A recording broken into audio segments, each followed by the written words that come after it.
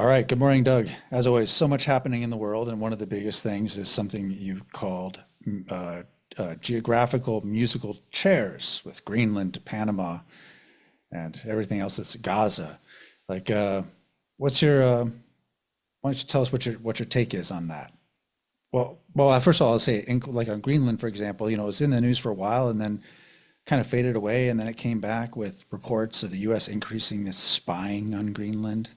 You know, Yeah, So they're serious about this in some way. So, well, what do you make of it all? yeah. Well, in the case of Greenland, uh, or for that matter, Panama, or for that matter, Canada, how much of this is simply a consequence of Trump's acquisitive psychology? He's the president, and he kind of thinks that the U.S. is a corporation, of which he's the CEO, which is not a very good way to view the world. But it, I think the way things are coming down, the US is going to acquire Greenland one way or another. Uh, the US has had a base there at Thule in far north Greenland for decades. And of course, during World War II, there was a lot of military action in Greenland just to keep the Germans out. But Trump is apparently serious. And I don't know how many people are aware of the fact that there are only 50,000 people in Greenland. And I think the number is something like 25% of them are basically Danes, and the rest are natives. And this brings up an interesting question. It's a gigantic piece of land, second largest island in the world after Australia, I guess, and 50,000 people own it, or kind of own it. Oh, yes. And I did some research on this when this first came onto everybody's screen a few months ago. And it turns out that all of the land in Greenland is owned in common by Greenlanders. Now, that's kind of interesting. Um, and it's really serious. They take it seriously because apparently, if you have a house in Greenland, you own your house, but you don't own the land under the house. Hmm.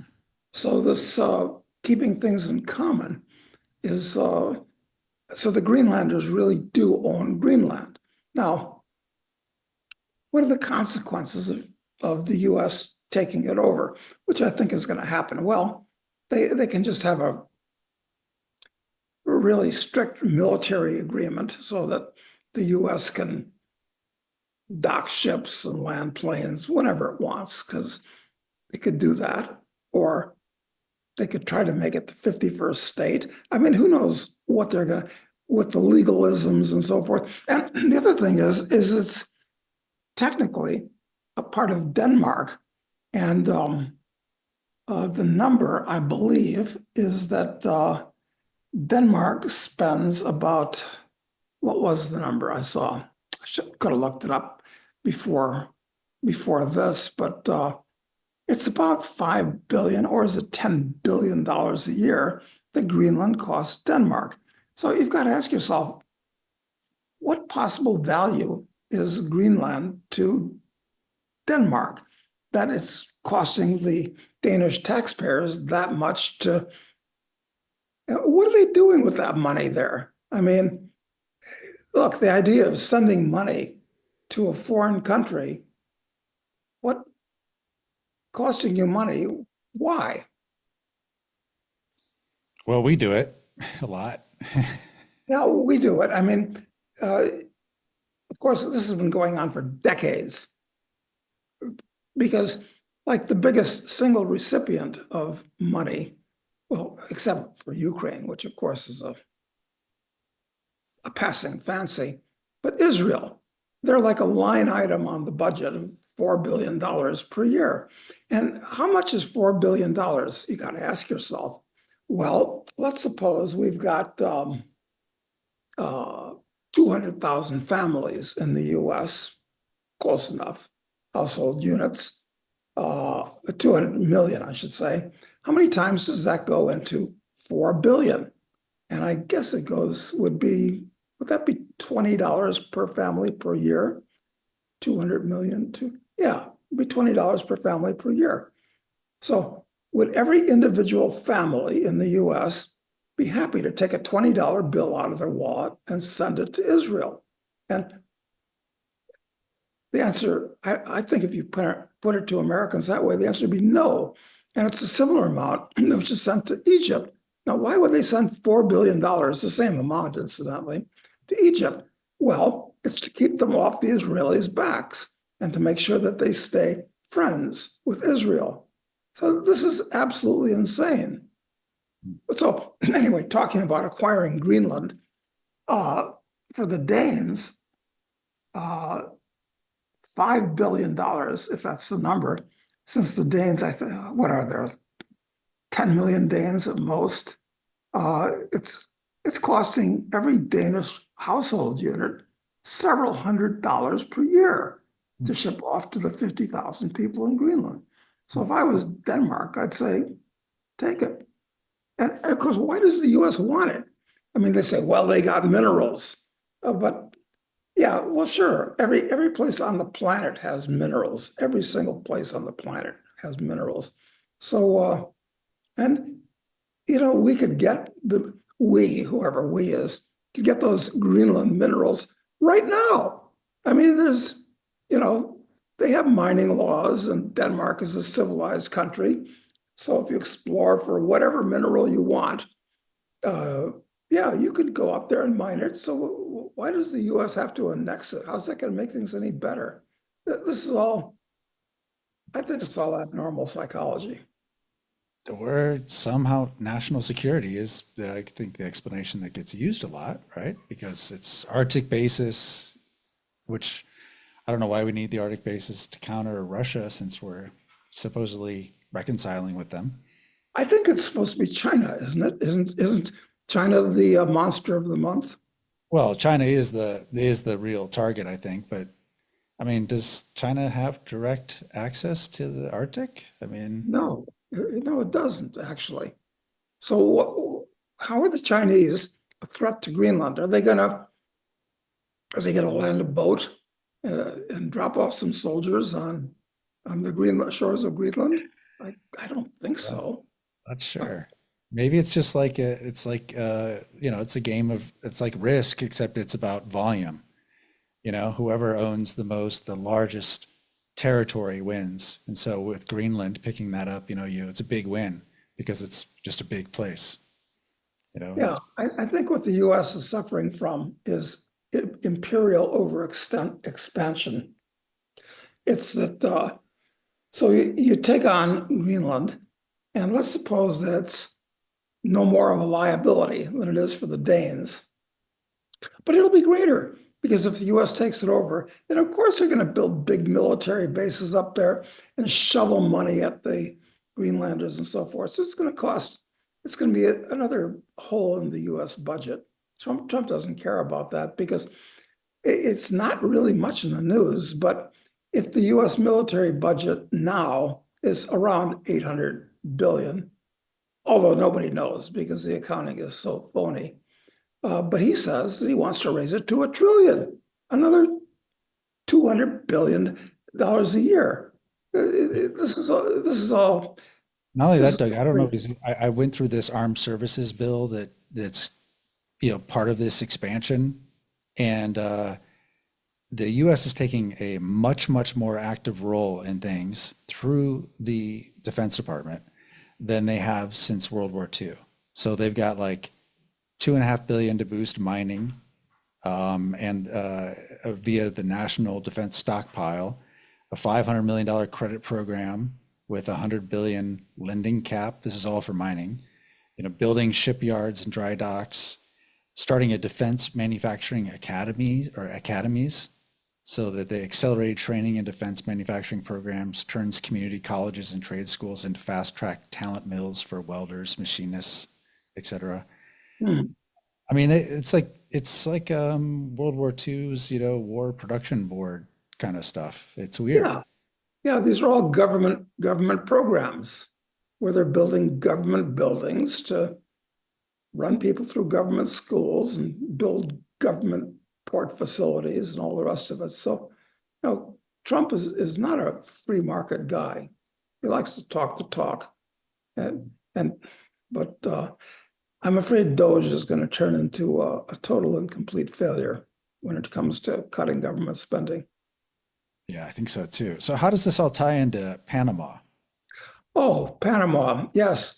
Uh, I did an article in internet at internationalman.com about a month ago where I looked at Greenland and Panama, didn't look at Canada, but actually we should, because with a little bit of luck, Alberta will eventually break off from the rest of Canada. But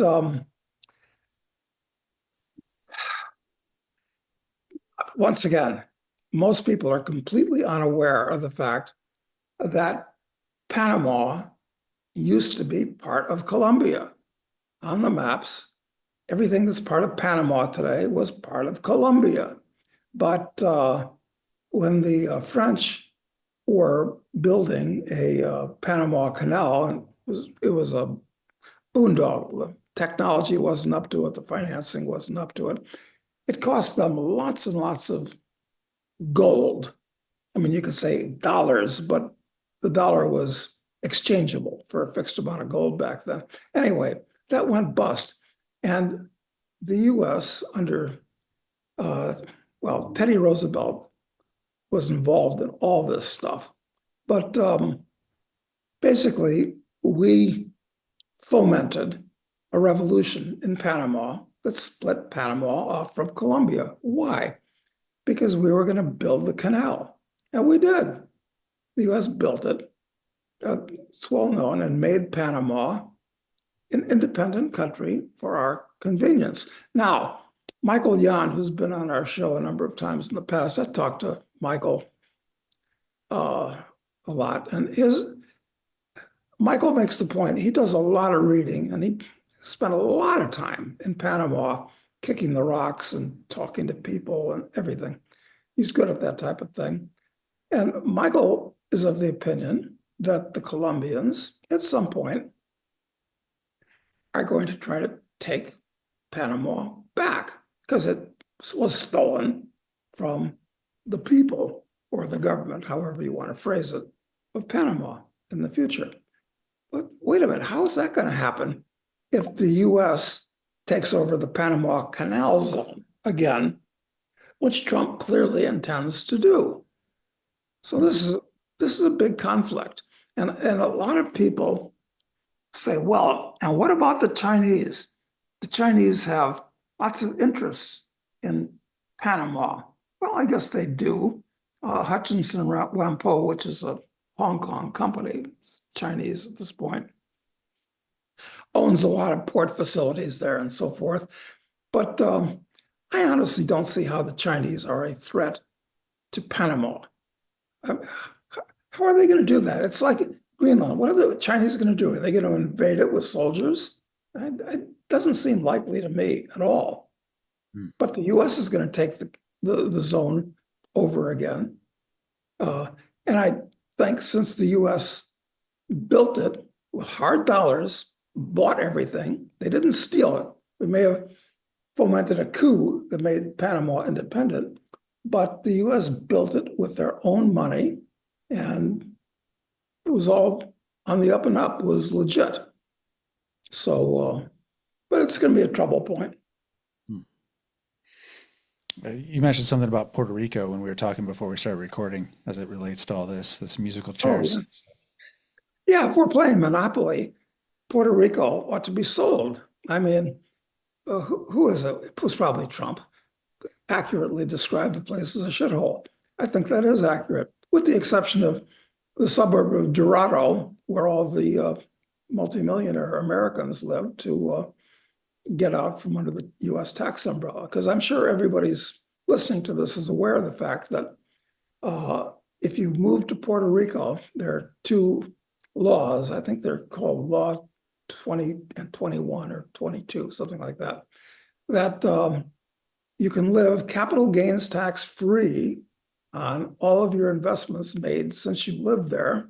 So your investments are tax free, and your business, if you can relocate your business to Panama, that's also tax free. You got to hire a couple of Puerto Ricans, of course, naturally, but so there's a lot of wealthy Americans that have moved to Dorado, but the rest of the country is, it's a welfare state. It's a socialist welfare state where nothing works. That's why all the Puerto Ricans went to New York back in the days of West Side Story. Right. Exactly. And most of the ambitious, intelligent, talented Puerto Ricans leave because they have the right legally to leave and come to the US and work. So they get out, and what's left over. And Puerto Rico costs the US government, I think I'm right with this number, about $3 billion per year. And, $3 billion doesn't sound like much anymore, but when since it's all borrowed and inflated money anyway, it's costly. And it's just to maintain their stupid welfare state. The place is a liability. I mean, if Trump wants to acquire Panama, then he should trade, he should let Puerto Rico sink or swim, make it an independent country. It's much worse than that. So this is according to AI. In the fiscal year 2025, the U.S. federal government allocated $21.6 billion to Puerto Rico through various programs and services. Wow. 12.5 billion in direct payments, 7.5 in grants, $250 million in contracts, and then it says $2.4 million in loans. All money just down the drain, totally misallocated and wasted. And it's going to continue as long as Puerto Rico is a U.S. dependency. And for what? What useful purpose do they serve? Except being, if I cared enough, I would have moved down to Puerto Rico. I mean, tax reasons make sense. It's the best deal there is for Americans who have mobility. Exactly. I think what do you have to do? You have to spend 6 months of the year physically in Puerto Rico and not be in the continental U.S. for more than 3 months. I think that's the essence of the inconvenience of the law. Otherwise, everybody moved to Puerto Rico. But there's a lot of people there. I mean, and honestly, if that tax loophole was taken out, what would happen to Puerto Rico? I mean, they don't leave Puerto Rico. Yeah, they don't leave Puerto Rico because it's a very expensive place to live because they don't produce anything. Everything has to be imported. Yeah. Yeah. Doug, what do you think of this India-Pakistan flare-up that's occurred in the last 24 hours or so? Oh, this is very interesting. I mean, Pakistan, and I've got to say, full disclosure, I have not been to either Pakistan or India. They're two important blank spots on my map. I did spend 2 weeks in Sri Lanka last year, which is kind of India light, but it doesn't count when you're talking about India, really. Well, it's kind of like India in that a couple thousand people per year in Sri Lanka die of snake bites every year. It's kind of an interesting statistic. In India, it's more like 10,000 people die of snake bites. It's a lot. So I guess that's some common ground that they have, among other things. But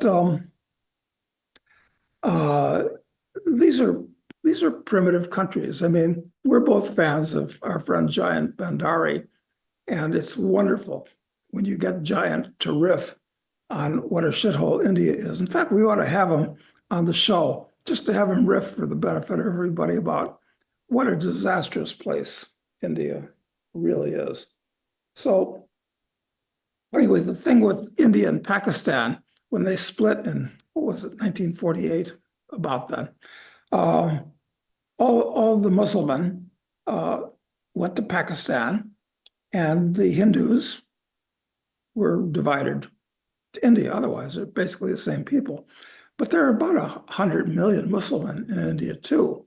So that's kind of an unstable situation because Modi is a Hindu nationalist. And these people apparently hate each other. They really hate each other, the Indians and the Pakistanis. Well, it seems like it's gotten really serious, where they first cut off some of the water, I guess India did to Pakistan, and then it's gotten increasingly kinetic, where, I don't know, I heard reports of as 2 to as many as 7 fighter jets of India's were shot down over Yeah, Pakistan. I mean, these people, you know, this is a question of national honor. So we've got to have tit for tat. So I guess they'll have to shoot down a bunch of Pakistani planes, and Pakistan can't let that skate. So yeah, these people could go nuclear because they're not the brightest crayons in the box. I mean, lots of brilliant Indian mathematicians and businessmen and all this type of thing. But the average Indian or the average Pakistani, it is said, has an IQ of what? It's 84 for Pakistan and 82 for India. Yeah, so it's pretty easy to rile the natives up with, making war on their hated neighbors a good idea. And they both have nuclear weapons. So yeah, there's a pretty good chance that something really nasty will happen.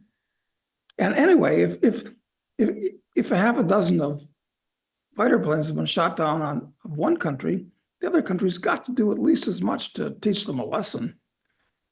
Yeah, this tit for tat, this is how you get health, and it's been talked about for years and years that if anyone were likely to use nukes, the most likely place you'd see it first and would be here. I remember hearing that 20 years ago, Yeah. and it's been kind of off the radar really for a long time, but we see in this latest thing have flare up, and I don't know, it'll be interesting. Yeah, and Pakistan is kind of like a cat's paw of China because China is at odds with India for always has been. They have a border dispute in the Himalayas, and they've had some border wars, small border wars, um, in what they call the line of control in the Himalayas. So yeah, they're kind of backing the Pakistanis, and it would seem that Pakistan isn't really a real country because the government is totally bankrupt and it is totally and absolutely corrupt. And it's basically run by the military. Yeah, anything can happen here. We're dealing with a chaotic situation. Yeah, I just looked up that it says Pakistan claims to have shot down 5 Indian fighter jets and a drone. That's the most recent report. Pretty good. Well, Indian drones are probably not as expensive as American Reapers, which unbelievably, they say, cost $30 million a piece. And the Houthis have taken out like a half a dozen US Reaper drones, $30 million a pop.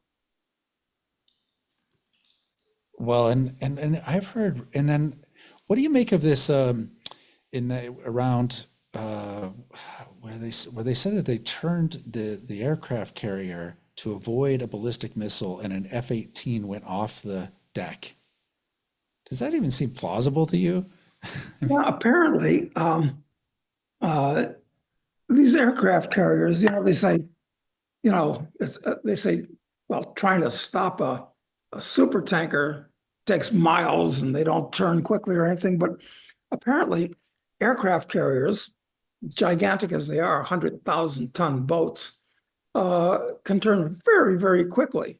They heel over, and it was apparently you can't believe anything, of course, but they can turn very, very quickly and heel over. And apparently, there was an F-18 that was being moved around, and they weren't expecting this, this ultra quick maneuver to dodge a missile. And so it slid off into the ocean along with the tractor that was transporting it to wherever it was going. And then there was another F-18 got lost on a carrier just yesterday or today, wasn't it? On May 6th, yes. Let's see. This says it crashed into the Red Sea during a failed night landing on the USS Harry Truman. Hmm. Well, Isn't that weird, though? I mean, let's just say if the Houthis managed to shoot down an F-18, how do you think it would be reported? Would it reported something like this?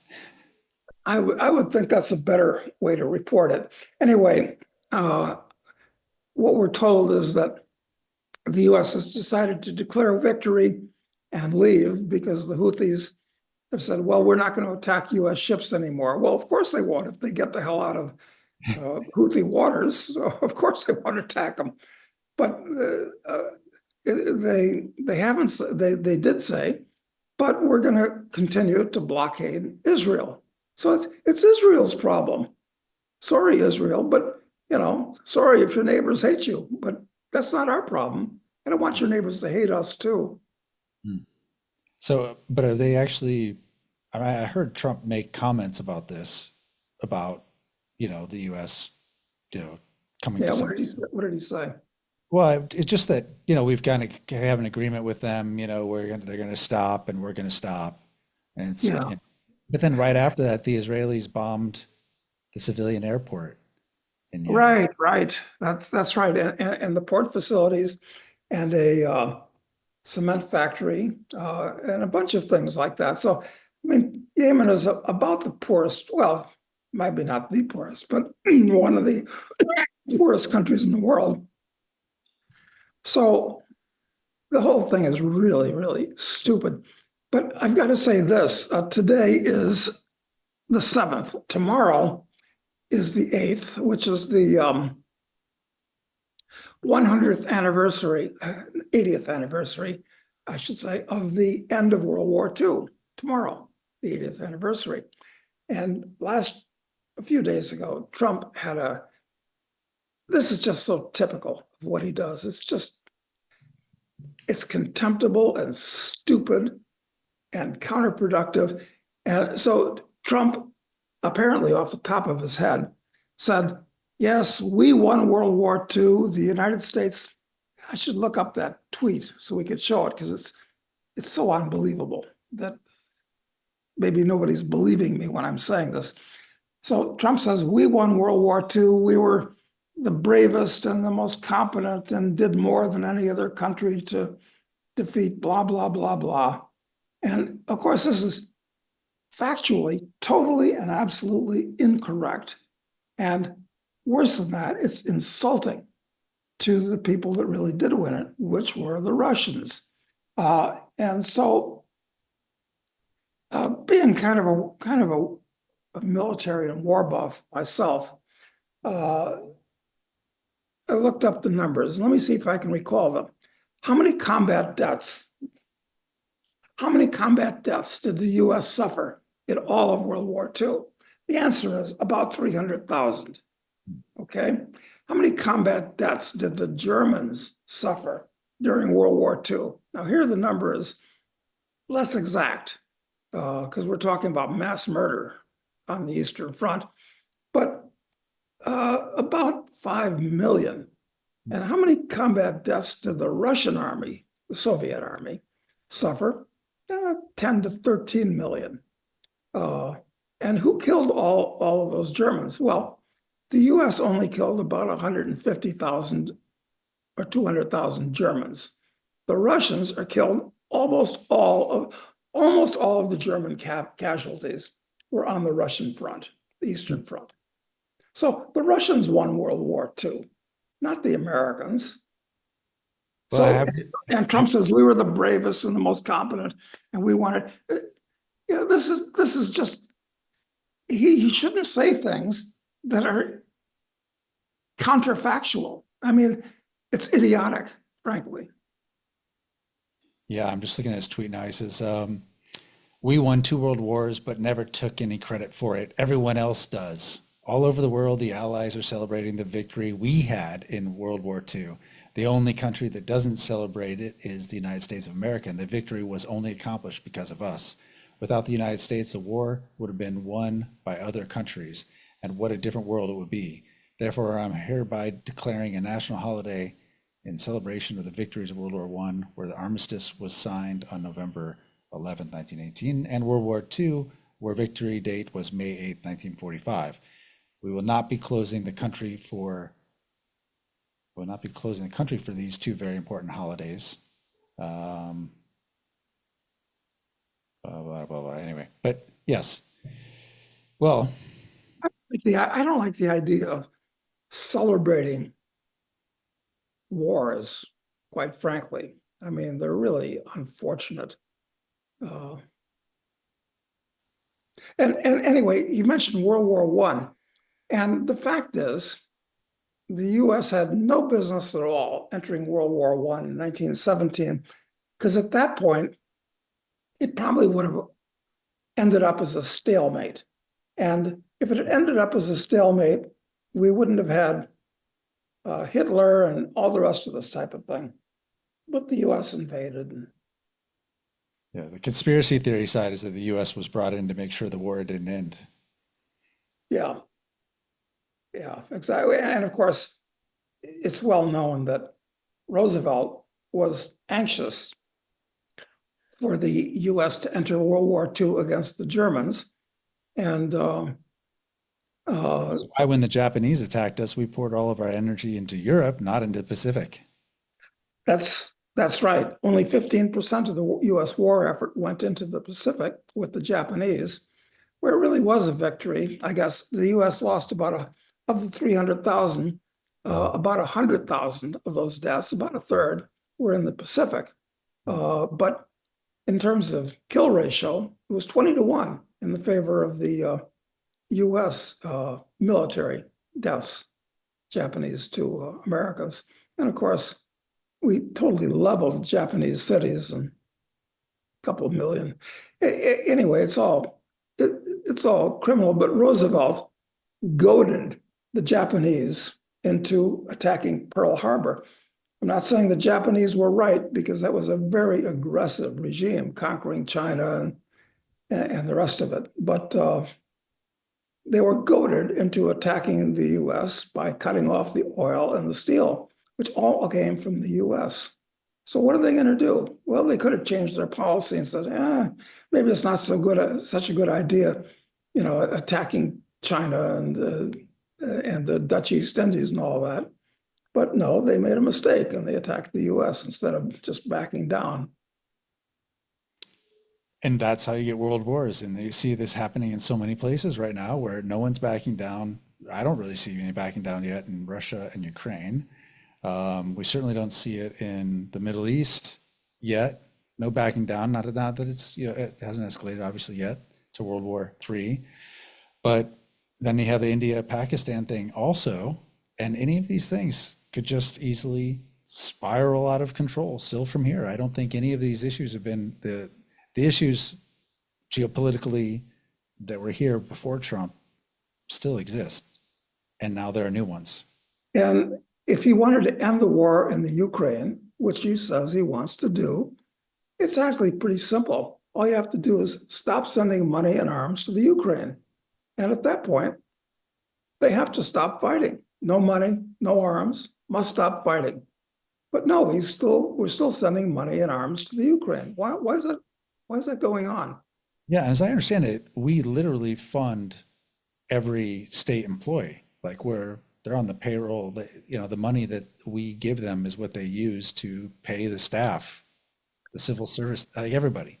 So like everybody, it's insane. It's like America is a bottomless piggy bank. I think we're reaching the bottom because last topic was that although it's officially not QE, the Fed has been participating in treasury auctions recently. They bought $35 billion of new treasuries issued in the last 2 days. So maybe it's not bottomless. Nope. And not bottomless, but really stupid for the central bank to be buying government paper, because they create Federal Reserve notes that are credited to the U.S. government's accounts at commercial banks. And the U.S. spends that funny money. right into circulation. It's real. I mean, it affects inflation way more than low rates would, right? Yeah, but I think rates are not going to stay low. I think I'm willing to make a bet that interest rates are going to go much, much higher over the next few years. And the value of the dollar is going to go much, much lower, despite interest rates going higher. Yep. Okay. All right. Well, I think we'll leave it there for today, Doug, and just plan on being back on Friday with questions from members of the file.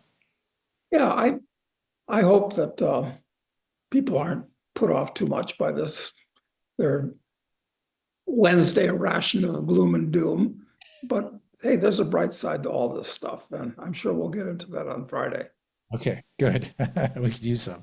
All right. Thanks, Doug. I appreciate it. Thanks, Matt.